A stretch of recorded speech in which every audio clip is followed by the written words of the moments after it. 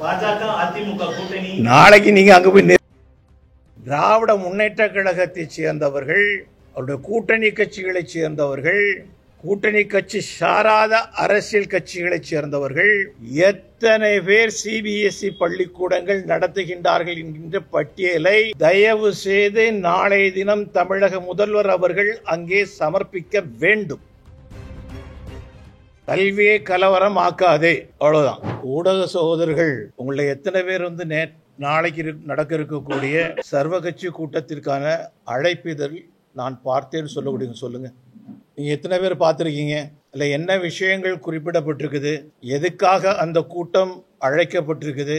ஏற்கனவே மரியாதைக்குரிய ராஜா அவர்கள் எல்லா விஷயங்களும் குறிப்பிட்டு சொல்லியிருக்கிறாங்க. தயவு செய்து ஊடக நண்பர்கள், சர்வ கட்சியை சேர்ந்தவர்கள் நாளைக்கு யாரெல்லாம் அந்த கூட்டத்திற்கு போக வேண்டும் என்று முடிவெடுத்திருக்கின்றார்களோ, விரும்புகின்றார்களோ, அவர்கள் அரசின் தரப்பிலிருந்து அழைக்கப்பட்டிருக்கக்கூடிய அந்த அழைப்பிதழை முழுமையாக நீங்கள் மீண்டும் படியுங்கள். அதில் என்ன குறிப்பிடப்பட்டிருக்கின்றது? ஏதாவது ஒரு விஷயத்தை முழுமையாக இதை எதிர்த்து இதற்காக ராஜா அவர்கள் குறிப்பிட்டது போல அப்படி எதுவுமே குறிப்பிடப்படவில்லை. அதில் என்ன சொல்றாங்க அப்படின்னு சொன்னா, மத்திய அரசாங்கத்திற்கு எதிராக போராடுவதற்கு தயாராகக்கூடிய ஒரு கூட்டமாக அந்த கூட்டத்தை கூட்டுகின்றார்கள். ஒரு கிளர்ச்சிக்கு அவர்கள் அனைவரையும் தயாராக்குகின்றார்கள்.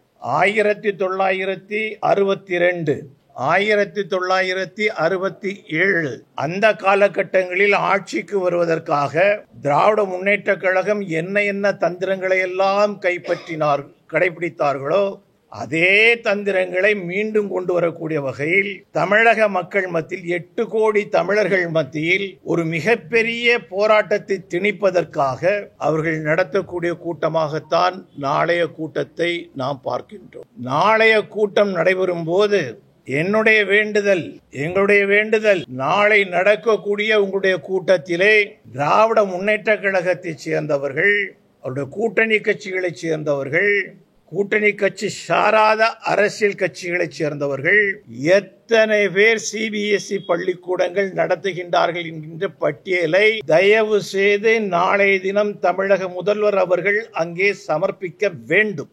அதோடு கூட நாளைய கூட்டத்தில் ஒரு தீர்மானம் கொண்டு வந்து அந்த அத்தனை பள்ளிக்கூடங்களையும் நாங்கள் மூடுகின்றோம் என்கின்ற ஒரு முடிவினை அவர்கள் எடுப்பார்களா?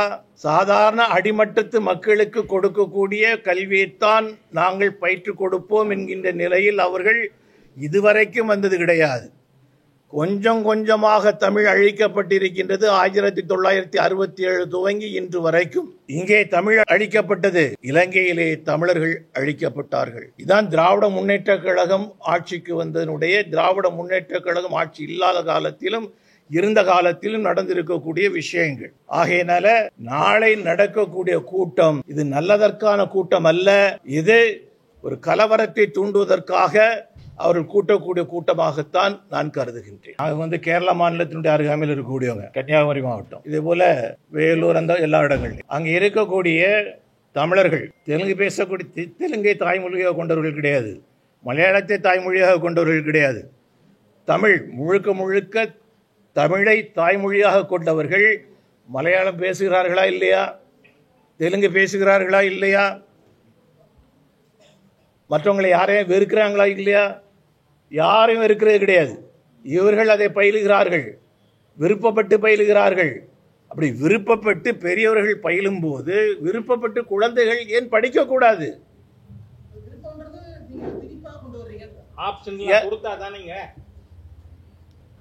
விருப்பப்பட்டு குழந்தை எடுத்துக்கணும்னு நினைக்குது, அதை படிக்கணும்னு. அப்படின்னா அது சிஸ்டத்துல கொண்டு வந்தா தானே எடுத்துக்க முடியும். இல்லைன்னா நீங்க பேசக்கூடாது, படிக்கக்கூடாதுன்னு குறவலையை நெருக்குவது போல் தானே. அதைத்தான் நாம சொல்றோம். அவர்கள் நிச்சயமாக மத்திய அரசாங்கத்தின் நிலைப்பாடு எதையும் திணிப்பதற்கு இல்லை என்பதை அங்கே பேசுவார்கள் என்கின்ற நம்பிக்கை எங்களுக்கு இருக்கு. நான் ஏற்கனவே சொல்லியிருக்கேன், நீங்க வேகப்படுறதுல அர்த்தம் கிடையாது. நீங்க அஜெண்டாவே தெளிவா இல்லையங்க. You talk from NEET, UGC rule எல்லாம் இன்னைக்கு வந்ததா? அது இருக்கு.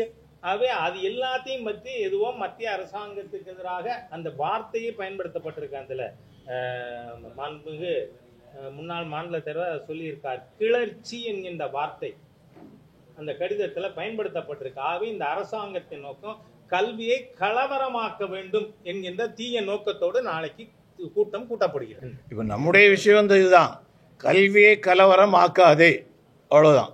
இன்னொரு விஷயம், உங்களுக்கெல்லாம் நாளைக்கு அழைப்பு வந்திருக்கும்னு நினைக்கிறேன். சர்வ கட்சி கூட்டத்துக்கு உங்களை அழைச்சிருக்காங்களா? நேரடி ஒளிபரப்புக்கு வாங்கன்னு கூப்பிட்டுருக்காங்களா? நேரடி ஒளிபரப்புக்கு உங்களை கூப்பிட்டுருக்காங்களா? யாரெல்லாம் கூப்பிட்டுருக்காங்க சொல்லுங்க,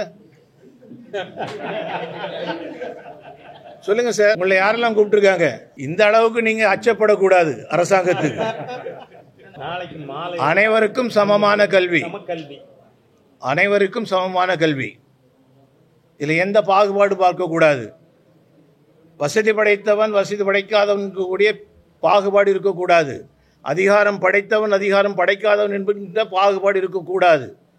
எல்லா வீட்டு குழந்தைக்கும் சமமான கல்வி.